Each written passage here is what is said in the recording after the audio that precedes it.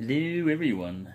Hope everyone's doing well. Well, I've got a package here that I ordered from, actually I did a bid on eBay and won it for some padlocks. I'm going to use a trench knife here to entrench my way through this. This is a replica, but it's a 1918 trench knife with skull crusher palmer there and brass knucks and double-edged blade. This one's a replica because it's stainless steel and everything, but still works as a knife and as brass knucks. And I'll try not to bayonet myself in the process. You'll tell us your secrets.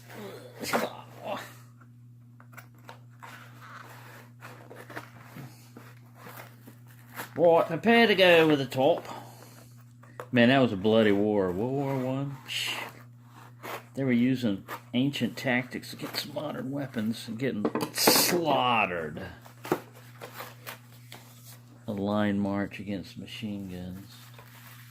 Right, we got a little package here. Now these should be...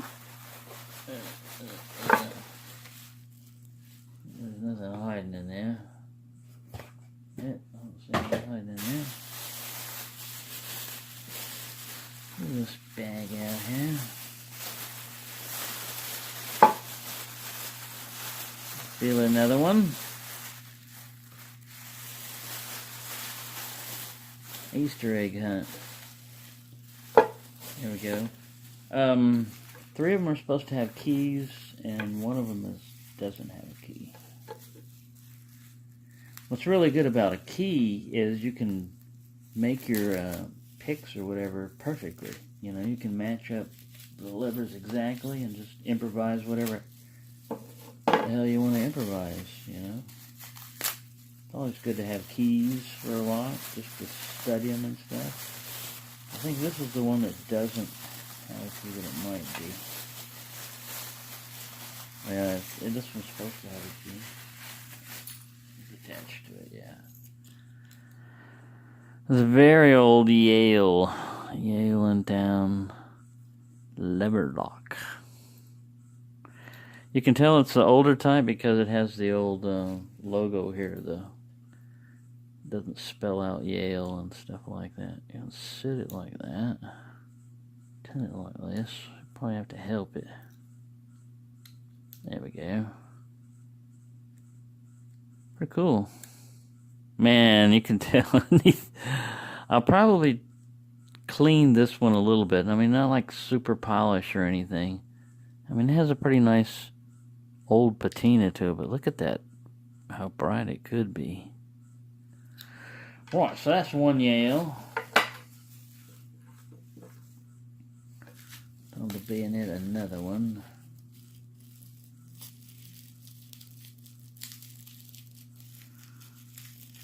Say, bloody hell. Well, you don't slice your fingers off, it won't be bloody hell. Alright, set your knife down.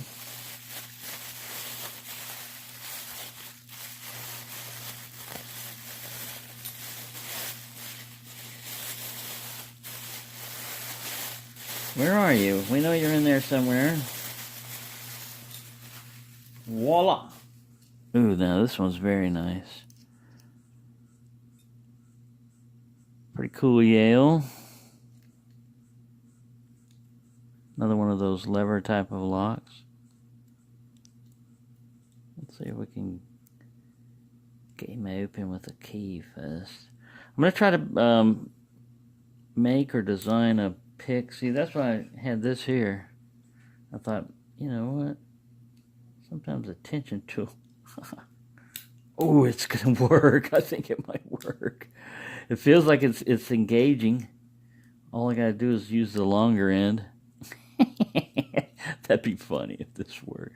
Now this one's too long, but this is almost perfect. It needs to be just a little bit longer, it feels like. But it engages the mechanism up here. I'll screw it all up with the screw it all up with the improvised thing, but yeah, that's pretty cool.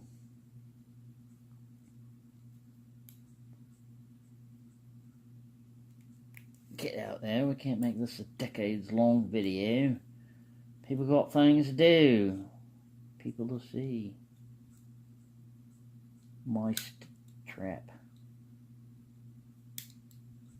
Yeah, some of these... Yeah, there we go. Some of them you have to turn them a couple of times. You probably could use a good squirt of oil or... Look at that staircase type of... It says something lock company. I think this is the original key. It's really hard to read right there. But there is writing on this. I'll have to zoom in on that later. Alright, so we got that type of Yale and this type of Yale. Let's go for the little one.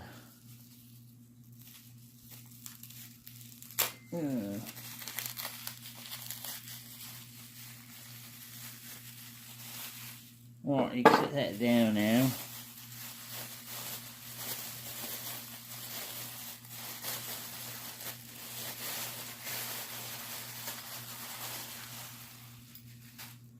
It's another Yale with a round shackle. It says on it Yale and Town Manufacturing, Stamford, Connecticut, like Connecticut, USA. Well, you can see this key a lot better. See if I can get it to zoom in on it. What it says there. That one's got some pretty good writing and stuff on it. Zoom back. It's another lever type of one. Let's try that. See if this guy will fit in there. It's a tighter fit.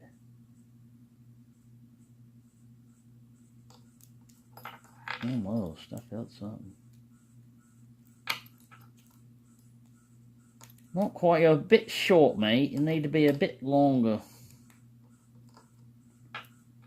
I know this other end's too long. Right. Get you off now. Huh. Yeah. Ooh. Yeah.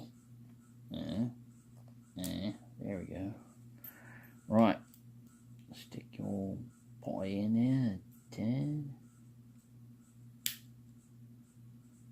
He is kind of a lever type of a hinge type of lock. I wasn't sure how that thing was going to pop. Didn't know if it was going to pop up like a regular shackle or not. But yeah, another very cool. You can tell it needs, this is another one that needs some lube in it. Alright, and then the last one, saving the best for last. Just worked out that way. I didn't know I was going to do it. But this is the one that does not have the key. And very cool in my opinion. I don't know if I'll be able to get into it. I'm going to definitely try get it open.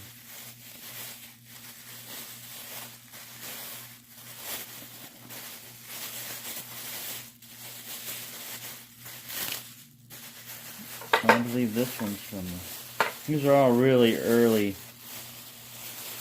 1900s locks. And this one I believe is an 1800s Corbin.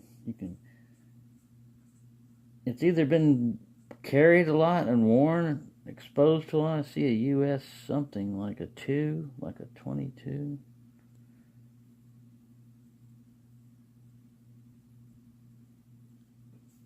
But yeah, pretty cool. It's got a spring shackle. That spring feels pretty good. You know what's weird? If you look at all these other ones, there's a long piece down here past that, you know, to accommodate the key. Look at that. It's just like a little nub. Just like a tiny little nub in there. So that means whatever actuates, it's right up here somewhere. And it's not much. I can feel it. I can feel it levering against something. This is probably about the right shape, too, of what you would want in there. Man, this thing hasn't been open. It feels smoother too, you know. I mean, it just feels like it's been exposed. It's been out there for, say, this one's probably late 1800s, 1840, 1850, 60, something like that. Could be wrong. We'll have to look it up, but it certainly has the look and feel of an old lock. So there you go. We've got 3 Yales and 1 Corbin. And the Corbin's not open yet, but he's got a strong spring in there too. I'm sure it's one of these just like heel type mechanisms. You know that there's a big gap down there. It may be possible to shim this thing open, or to get in there with something and lever against the spring pawl mechanism and just push it back. One way or another, I'm going to try to get into this puppy. And all these other ones that have keys, I'm going to